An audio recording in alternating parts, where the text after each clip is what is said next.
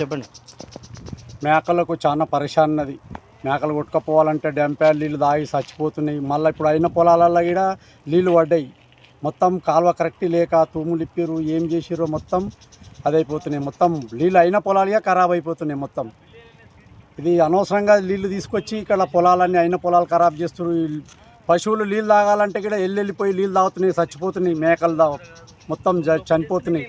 మొత్తం అక్కడి నుంచి ఒక 5-6 కిలోమీటర్ దూరం నీళ్ళల్లో కాలువలేసి తీసుకొచ్చి ఎక్కడంటే అక్కడ నీళ్ళు పోతున్నాయి. పశువులు నీళ్ళు అయి పశువులు చచ్చిపోతున్నాయి. అయిన పొలాలకు నీళ్ళు అయిపోయినాయి మొత్తం. ఇప్పుడు వరి వేసే టైం అయిపోయింది. నీళ్ళు మొఖాల వంటి నీళ్ళు అయినాయి. దాన్ని చూసేటోళ్ళు లేరు, ఇప్పుతున్నారు. వాళ్ళు ఎందుకు ఇప్పుతారో వాళ్ళకి అర్థమవుతలేదు. వాళ్ళకి అట్లా విచ్చలవిడిగా చేస్తారు. భయం లేదు, ఏం భక్తి లేదు, ఏం లేదు. వాళ్ళు ఇష్టానుసారంగా చేస్తున్నారు. కూలీలు వచ్చి మేడం మొత్తం ఈ డంగుపారు నీళ్ళు పడి వాళ్ళ చేతులు ఖరాబ్ అయినాయి. హాస్పిటల్కు చూపినాం. వాళ్ళ 500 కూలికి 10,000 రూపాయలు ఖర్చు పెట్టుకోరు. ఎవరు రామంటున్నారు. నా తోడిపోటీ ఇప్పుడు 6 ఎకరాలు నా భూమి ఉంది ఇక్కడ. ఒక కూలి మగ పిల్లాడు రామంటున్నారు, వీళ్ళకు ఒక ఆడపిల్ల రామంటున్నారు, నాటేనికే రామంటారు. వాళ్ళు ఏ పనికి రామంటారు. మొత్తం వాళ్ళ చేతులు ఈ కాలు ఇవన్నీ మొత్తం చెడిపోయినాయి. వ్యవసాయంతో ఏ మనుషులను పిలిచినా ఇలా దురదపోయి గంటసేపు ఇట్లా పెట్టగానే వచ్చేస్తున్నాయి, బుగ్గలు వచ్చేస్తున్నాయి ఆటోమేటిక్ వాళ్ళకు. ఇక నేను తిరిగినా మేడం. ఇగో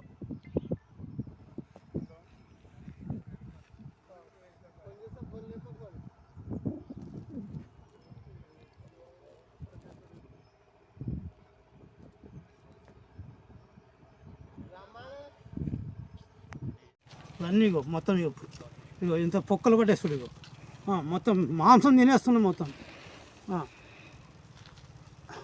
మేము నీళ్ళు పెట్టనీకపోతే అందులో ఇరవడానికి వస్తలేదు మేడం. మాకు మూటలు వేసుకున్నామంటే ఆ వాటర్తో మొత్తం పాలు చెడిపోయి మాంసం ఇట్లా తినేస్తుంది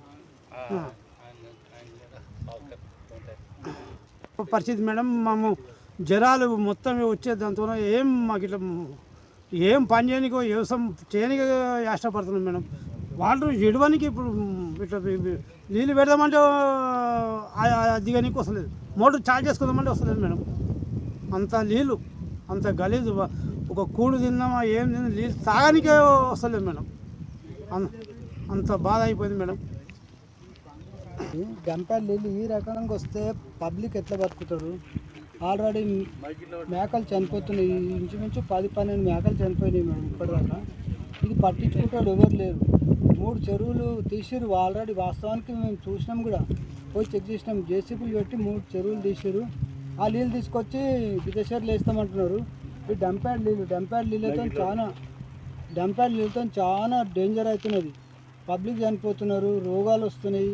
దద్దులు ఎంబడే దురద అందులోకి దిగంగానే దురద పెడుతున్నారు. మొత్తం అసలు ఎవరైనా కూలీలు రమ్మంటే కూడా కూలీలు కూడా భయపడుతారు. వాస్తవానికి రావాలంటే మేము ఎందుకు వస్తాము, అందులో మేము చచ్చిపోయినా మాకు ఎవరు చూపిస్తారు? రేపు మేము మీ కోరి కోసి వెళ్ళిపోతాము, తర్వాత హాస్పిటల్కి నువ్వు చూపిస్తామని మమ్మల్ని అడుగుతున్నారు. మమ్మల్ని అంటే వేసుకున్న రైతులను అడుగుతున్నారు. ఇంటికాడ కూడా అంతే ఇదే పరిస్థితి మొత్తం. ఎవరినైనా సరే దోమలు, డెంగ్యూ, మలేరియా ఇలాంటి వ్యాధులు వస్తున్నాయి దీంతో, ఈ డంప్యాడ్ తోటి. ఈ నీళ్ళు తీసుకుపోయి మళ్ళా ఇండ్లే కానుకొని ఉన్న చెరువులే ఈడుస్తున్నారు నీళ్ళు. ఇది ఎంతవరకు న్యాయం, ఎంతవరకు అన్యాయం నాకు అర్థమవుతలేదు. మరి ఇది ఎందుకు ఇడుస్తున్నారు అనేది కూడా అర్థమవుతలేదు.